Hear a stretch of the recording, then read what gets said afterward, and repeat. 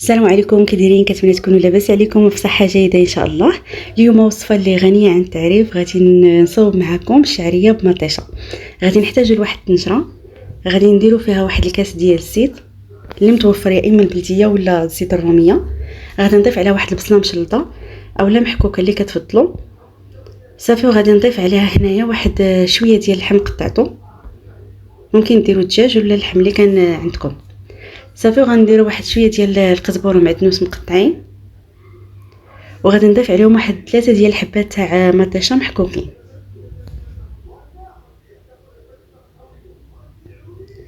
صافي. هنايا خديت واحد 3 ديال الفصوص تاع الثوم حكيتهم.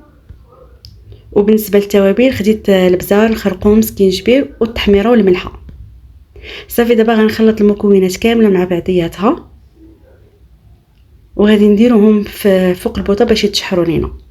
هنايا ضفت عليهم واحد المعلقه كبيره ديال مطيشه ديال الحك صافي. وغادي نخليو المكونات يتشحروا لينا.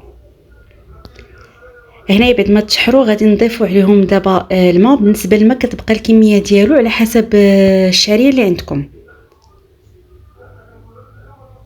انا ما ضفتوش سخون، ضفتو غير بارد باش يلا يطيبوا لي فيه هذوك القطع ديال اللحم اللي درت فيه